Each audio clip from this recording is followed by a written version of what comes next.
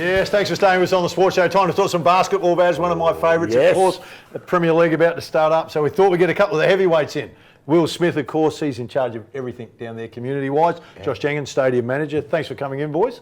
Thank you. Very colourful shirts, aren't they? They are, yeah, they are. They're different. Yeah, they're different. No, it's impressive. Hey, let's start with you, Will. Obviously, mate, some of the programs have had to cut back through COVID. Nearly every sport we talk to has been the same. Yeah. And we're slowly coming out of COVID. The local comps started up. The kids are back playing.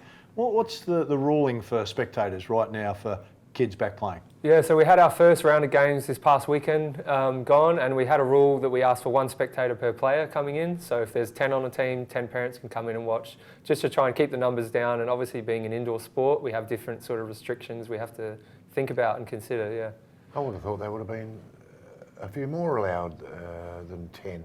Well, you take 10 each side, that's 20. If you're in a three-court stadium, now you're up to 60. Yeah. So the numbers grow pretty quick. And the point Will makes is that it's enclosed, so we're not an open air. It's a bit like restaurants, I suppose, in a way, isn't it? We've got and they don't include the court space as part of the area because it's a playing area, so they take that out of the sizing. Well, that makes sense. It's probably a bit more your area, Josh, I guess, as the stadium manager, mate. Do you see the numbers starting to increase sooner rather than later for the spectators? We certainly hope so. Yep. We're waiting on government advice about that. But yeah, it should start to gradually increase, keeping that all things keep going well in this state. But yeah, we do hope so in the near future. I mean, is there a shutdown? There must have been a period where the stadiums were completely shut down. They were locked up, for a best term, in lock-up. When did they open so you could get back in and at least train? So at the beginning of June, we reopened and we started to let casual shooting back in, and teams were able to come back in, and we were restricted to 20 people per hour, which made it tough. So we had to do plenty of scheduling to get people in and do what we can for all the clubs to get back to training and start getting back to some basketball. During that break, during the lockdown, it would have given you a chance to do some planning, but your team would have been very, very busy. Because you don't know. It was the great unknown. Definitely. So did you have problems reopening? Did you have, other than the numbers and whatever? There was plenty of time to plan. So luckily our team, we had plenty of time to think about it and know what we needed to do based on all the advice we were given and the processes and policies that we had to put in place to come back. And luckily that fell together for that June start date. But there was certainly plenty of work involved from pretty much March, mid to late March when we shut down right through to then. So it was a slight blessing because we had plenty of time to look at what we were doing and see what the things that we can do better comp-wise and what we do in stadium land. So Now, Will, you've coached in the Premier League, mate, so you know what it's like to coach and prepare a team to get back to playing. So the Premier League up and about to get going again. Yep. How difficult do you reckon it's been for those teams through this period to come out and start to play some pretty good basketball? Yeah, I think it's been a really strange thing. Obviously, no one's ever experienced it before, so it's kind of, new ground for everybody. I think the teams that I'm coaching now, I noticed a big change. We came back and we could do non-contact training, so a lot of skill work and shooting and things like that. And then when we could do contact stuff, a lot of players weren't used to that. So, taking a hit, getting contact, some of them getting a little narky and whatever. So there was a bit of a process of getting them back on the horse, so to speak, yeah. I'm interested in the expansion of stadiums. If we look at Melbourne, I know that's a Dandenong, for example, 10 courts in a venue, or wherever you want to look in Melbourne, it expanded really rapidly there.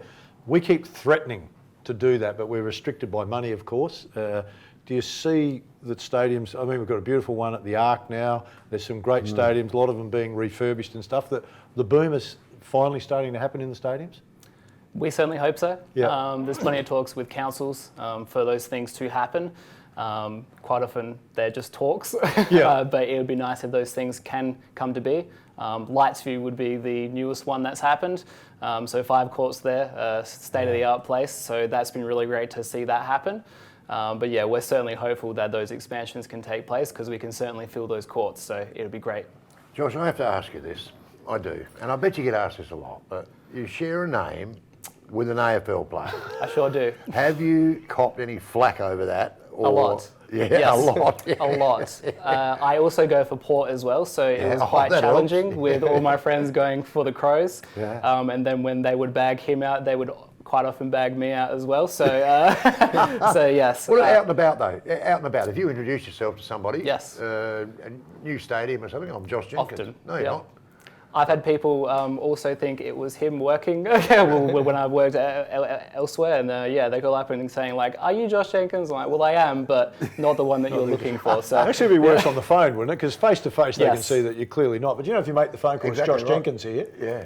Yeah. What do you want? Yeah, I'm not sure about that. Yeah. And mate, getting back to basketball, well, 3-on-3 has exploded across the world in the last couple of years. 3-on-3 for Basketball South Australia. What's happening there? Yeah, so we had some community programs that were one of our first things that we could redo over the school holidays. So I ran about probably 12, 14 sessions over the 2 weeks, just something for kids to come out and have fun and get playing again. And yeah, I know that Nord ran a 3-on-3 tournament, and there's stuff like that that we're looking to do in the future as well. But like you said, now it's an Olympic sport. It's got its own World Cup. It's becoming a serious thing. It's kind of like the T20, what it is for cricket. It's that same sort of thing for basketball. It's shorter, faster, different version. Kids love it as well, yeah. Could you see 3-on-3 replacing 5-on-5 at the Olympics? I mean, there's a cost factor. And the reason I ask that is there's a cost factor with the numbers. So suddenly you've got 12 versus 8. Yeah. Less coaches, less staff, less everything. And with the spiralling cost of teams and travelling, could you see, you know, we've seen T20 explode and sort of Test cricket now's taken a backward step. Do you reckon 3-on-3 in, let's call it 20 years' time, could be the main sport and maybe 5-on-5, mate, drop away? I think so. I mean, I've heard whispers about that, like you say, that maybe 3-on-3 will be Olympics only and then 5-on-5 will just be World Cup. Yep. So there is sort of that on the horizon to consider. But I'm probably like you, Phil. I'm a little old school, and I love the 5-on-5 game, and it's what I grew up with, and I sort of think that should have its place in the Olympics as well. So, but yeah, definitely it's an option going forward. I think that could be a reality, yeah. Mate, the toughest challenge for you right now with what's happened with COVID, what do you reckon it's been? In terms of Getting back to basketball. I think that everything just happened at once. Like Josh talked about, we had lots of different plans in place, and then, you know, the restrictions or the regulations would change. So we sort of had to blow them up and make a new plan. And then when we finally got the green light, everything just happened so quickly. So the last month has just been chaos, you know, getting team nominations in, all that kind of info.